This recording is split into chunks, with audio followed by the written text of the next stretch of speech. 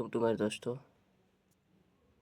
मेरे kitchen classes में आप सभी का स्वागत है। और आज जो हम लोग पढ़ने वाले हैं बिलखुसूस जो है बीज के दांत, यानी क्लास 10 के लिए जो क्लासेस मेरी MCQ स्टार्ट है, यानी MCQ जो स्टार्ट है उसकी आज दूसरी क्लास है। और ये स्टार्ट जो है वो हिंदी से हुई है, यानी हिंदी गोधली 2। ठीक है, क्या है गोधुली जो है वो 2 से स्टार्ट है। और आज इसका जो है जो चैप्टर है वो क्या है, दूसरा ही चैप्टर है। तो ये आज स्टार्ट होने वाली है। और ये जो चैप्टर है वो क्या है, बीज के दांत। ठीक है, पार्ट 2 है, बीज के दांत है और इससे हम क्वेश्चन आज करने वाले हैं। तो चलिए स्टार्ट करते हैं बिना किसी देरी के। और एक छोटी सी रिक्वेस्ट है कि आप चैनल पर नए हैं तो सब्सक्राइब और वीडियो को लाइक और ज़्यादा से ज़्यादा शेयर भी ज़रूर करेंगे। और ये सारे उन दोस्तों के लिए, उन भाइयों के लिए है जो मैट्रिक की परीक्षा 2026 में देने वाले हैं। क्योंकि जो अब है ना, वक्त एकदम जो है, टाइम जो है, बिल्कुल टाइम जो है एकदम न के बराबर है। थोड़ी सी टाइम बची हुई है, उसी टाइम में आपको सारी चीज़ों को मैनेज करना है।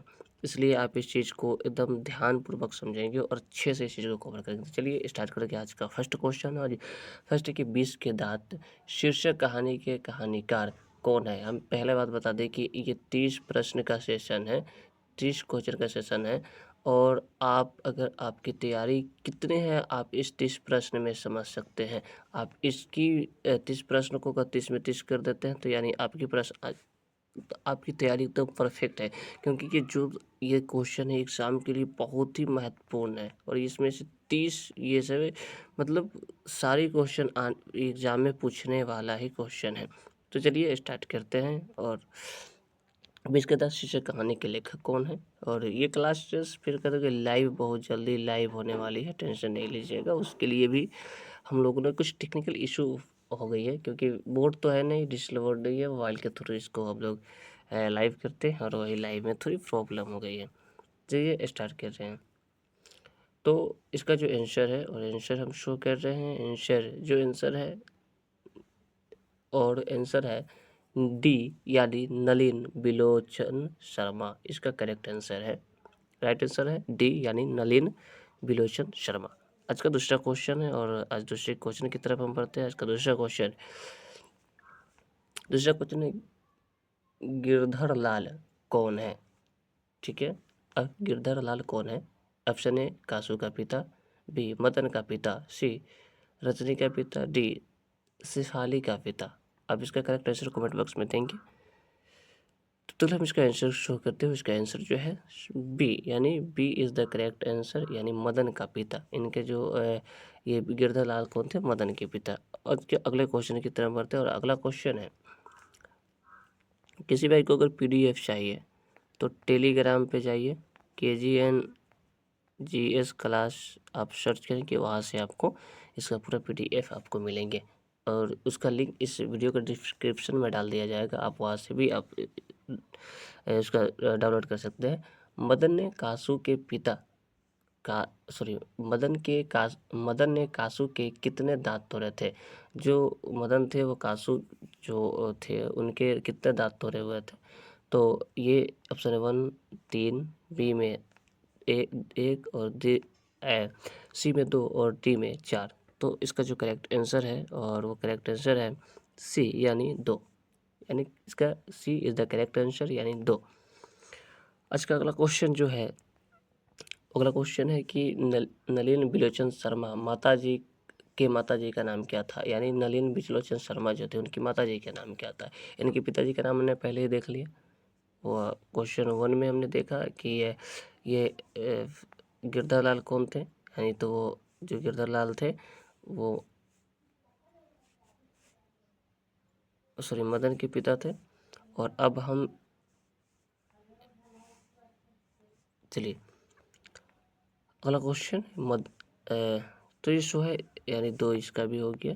नलिन बिलोचन शर्मा के माता जी का नाम क्या था। तो इनका जो करेक्ट आंसर होगा वो करेक्ट आंसर होगा रत्नावती। रत्नावती इसका करेक्ट आंसर सी है, रत्नावती इनका जो करेक्ट आंसर है। आज का अगला क्वेश्चन है, और क्वेश्चन नंबर 5 जो है, क्वेश्चन नंबर 5 है नलिन बिलोचन शर्मा के कहानियों में किसके तत्व समग्रता से उभर कर आए हैं, समग्रता से उभर कर आए हुए हैं। तो राजनीतिकता, मनोवैज्ञानिकता और सामाजिकता और इनमें सभी। तो इसका जो करेक्ट आंसर है वो करेक्ट आंसर होगा, वो करेक्ट आंसर हो जाएगा मनोवैज्ञानिकता, यानी B is the correct answer इसका। चलिए आज का अगला क्वेश्चन, मोटर कार में किसने खतरा हो सकता है, मोटर कार को किससे खतरा हो सकता है, ड्राइवर से, मदन से, खोखा से और इंजीनियर से। तो इसका करेक्ट आंसर सी होना चाहिए, और इसका सी इसका करेक्ट आंसर है, यानी खोखा से। जो कार था ना, उसको खतरा किससे था, खोखा से। ठीक है, अगला क्वेश्चन, आज का अगले क्वेश्चन की तरफ पढ़ेंगे। 7वां नंबर क्वेश्चन है, खोखा खोखी। खोखा खोखी किस भाषा का शब्द है, खोखा खोखी किस भाषा का शब्द है, तमिल का, भोजपुरी का, बांग्ला का और हिंदी का। तो इसका जो करेक्ट आंसर है वो बांग्ला का है, यानी ये Bangla, B is the correct, C is the correct answer, यानी बांग्ला भाषा में खोखा खोखी बोला जाता है। अगला क्वेश्चन जो है हमारा 8वां क्वेश्चन है, और 8वां क्वेश्चन में है कि ऐसे ही लड़के आगे चलकर गुंडे, चोर, डाकू बनते हैं। वह पंक्ति किस पात्र किस कहानी के किस पात्र में कही गई है, सेन साहब के धर्मपत्नी, गिरधर, सेन साहब और शोफर। तो इसका करेक्ट आंसर सेन साहब ही होंगे। ऐसे इसका आंसर हम जो देख लेते हैं शो करके, सेन साहब, यानी सेन साहब ने ही कहा खोखा को कि ऐसे लड़के ही आगे चलकर क्या बनते हैं, चोर, गुंडा, मवाली बनते हैं। अगला क्वेश्चन जो है, खोखा खोखी का अर्थ क्या है, बच्चा बच्ची, बाबा दादा, भाई बहन और चाचा चाची। तो एक तरह की खोखा और खोखी जो भाई बहन होगा, इसका करेक्ट आंसर इसे देख लेते हैं, बच्चा बच्ची, सॉरी, इसका करेक्ट आंसर बच्चा बच्ची है, यानी C is the correct, A is the correct answer, यानी इसका आंसर ए है। ठीक है, आज के अगले क्वेश्चन की तरफ बढ़ते हैं, और आज का 10वां क्वेश्चन है, खोखा का क्या नाम है, कीसु, कुसु, कासु, केसु। तो इसका इज द करेक्ट आंसर 1 होना ही चाहिए। हाँ, C is the correct answer, Kasu, sorry Kisu नहीं, कासु, इसका आंसर जो है कासु है। चलिए आज का अगला क्वेश्चन की तरफ बढ़ते हैं, और अगला क्वेश्चन है, 20 के दांत कैसी कहानी है। जो 20 की दांत है वो सामाजिक कहानी है, ऐतिहासिक है, धार्मिक है और मनोवैज्ञानिक है। तो 20 का दांत जो कैसा क्वेश्चन है, इसका आंसर आप कमेंट बॉक्स में देते रहे। लाइव होगी तो भी इसको क्लास करने में मज़ा आएगा, लेकिन फिलहाल उसकी दिक्कत है। तो ये जो है ये कैसा है, मनोवैज्ञानिक, यानी इसका D is the correct answer. आगे सेन साहब जो है, सेन साहब अपने पुत्र को बनाना चाहते थे। सेन साहब अपने पुत्र को क्या बनाना चाहते थे। तो आज का 12वां क्वेश्चन है, सेन साहब अपने पुत्र को क्या बनाना चाहते थे, बिजनेसमैन या इंजीनियर, वकील, प्रोफेसर, डॉक्टर। तो इंजीनियर बनाना वो चाहते थे, राइट। ऐसे भी क्वेश्चन हम आंसर शो करके से, तो बिजनेसमैन, इंजीनियर वो बनाना चाहते थे। आज की अगली क्वेश्चन और 13वां नंबर क्वेश्चन है, मदन अक्सर किसके हाथ पीटता था। तो माता, सेन साहब, खोखा। तो इसका सी इज द करेक्ट आंसर, वो खोखा से हमेशा पीटा करता था, वो खोखा से हमेशा पीटा करता था। कौन, मदन। नलिन बिलोचन शर्मा के पिता का जो नाम था वो क्या था। तो पंडित रामावतार शर्मा, पंडित कृष्णवतार शर्मा, पंडित मृत्युंजय शर्मा, पंडित दशावतार शर्मा। तो इसका जो करेक्ट आंसर है बी, पंडित रामावतार शर्मा, यानी ए नंबर इसका करेक्ट आंसर है। आगे बढ़ते हैं आज की अगले क्वेश्चन की तरफ, और अगला क्वेश्चन जो है, सेन साहब किससे खूब फटाकार लगाई है, गिरधरलाल को, खोखा को, मदन को। सर तो इसका आंसर बी इसका करेक्ट आंसर होगा, खोखा को बहुत ही ज़्यादा फटकार लगाई। ऐसे भी हम इसका क्वेश्चन शो कर लेते हैं, सॉरी हो जाता है कभी कभी, गिरधरलाल को, यानी खोखा की वजह से वो गिरधरलाल को फटकार, यानी हमेशा उनको सुनाते रहते थे। अगला क्वेश्चन है आज का, 20 के दांत कहानी किस वर्ग के अंतर विरोधियों को उजागर करती है, निम्न वर्ग के, उच्च वर्ग के, मध्य वर्ग के, व्यापारी वर्ग को। तो ये इसका तो करेक्ट आंसर यही होना चाहिए, मध्य वर्ग को। तुक्का खराब हो जा रहा है, चलिए मध्य वर्ग को। अगला क्वेश्चन है,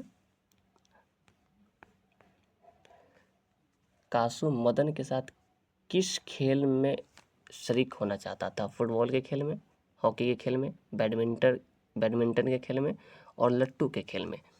तो इसका जो करेक्ट आंसर है वो करेक्ट आंसर है लट्टू के खेल में, यानी खोखा मदन के साथ कासू या खोखा किसके साथ जो है लट्टू के खेल में यानी शामिल हो जाता। तो इसका 17वां नंबर का D is the correct answer.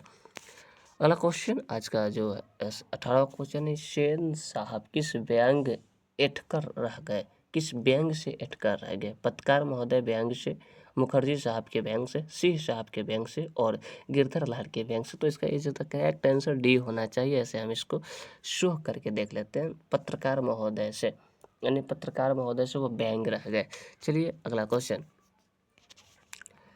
19वां number आज का क्वेश्चन है, मदन की उम्र क्या थी? 5-6 साल, 8 साल, 3-4 साल और 9-10 साल। तो इसका जो करेक्ट आंसर होगा वो करेक्ट आंसर होगा 5 से 6 साल, यानी A is the correct answer इसका हो गया।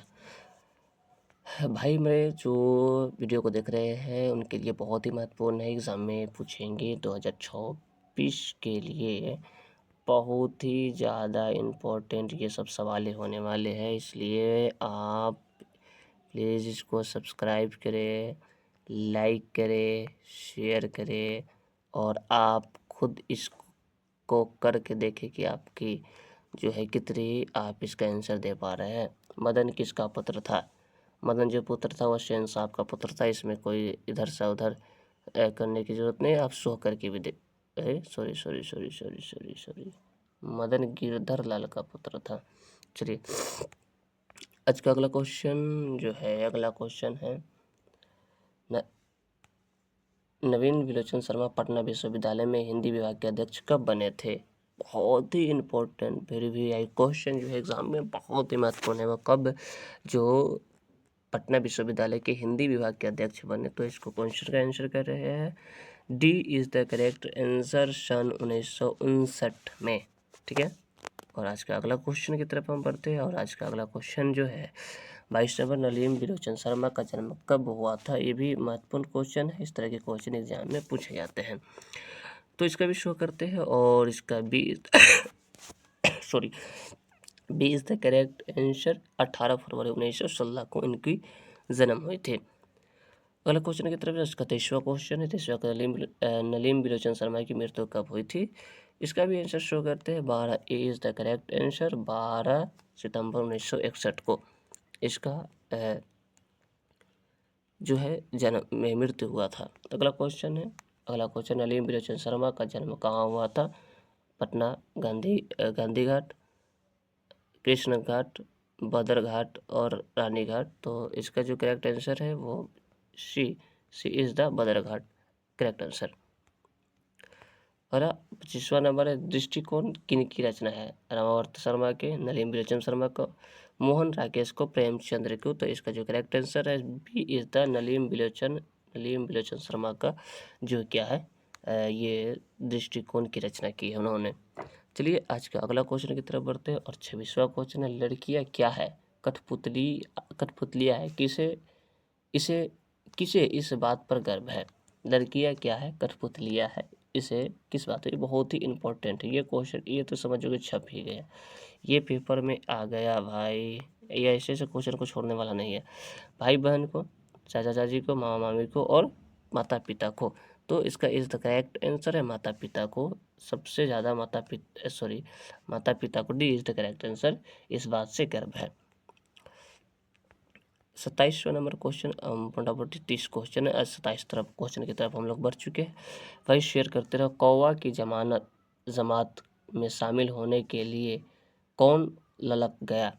कबूतर, हंस, बतख और मछली। तो इसका करेक्ट आंसर है सी, हंस, यानी B is the correct answer.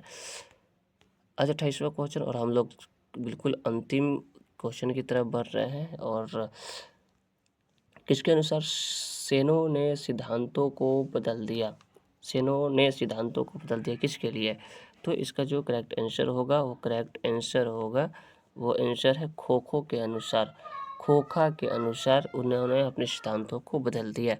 चलिए आज का अगला क्वेश्चन और 29वां क्वेश्चन है सेन साहब की कितनी लड़कियां थी? तो 3 थे, 6 थे, 5 थे, 4 थे, राइट। तो इसका आंसर क्या है आप लोग कमेंट बॉक्स में ज़रूर देंगे। इसका आंसर हम शो नहीं करेंगे, आप लोग के ऊपर छोड़ेंगे। 29 नंबर की क्वेश्चन आप लोग कमेंट बॉक्स में देंगे और हम लोग 30 नंबर क्वेश्चन को करेंगे कि सोफर शब्द का अर्थ क्या है। तो इसका जो करेक्ट आंसर होगा वो डी यानी ड्राइवर होगा। सोफर शब्द का ड्राइवर होगा।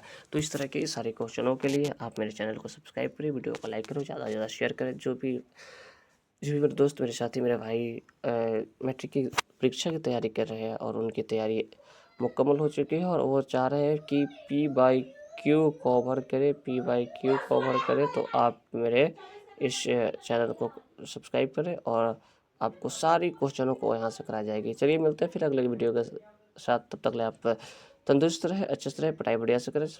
धन्यवाद। मिलते हैं नेक्स्ट वीडियो।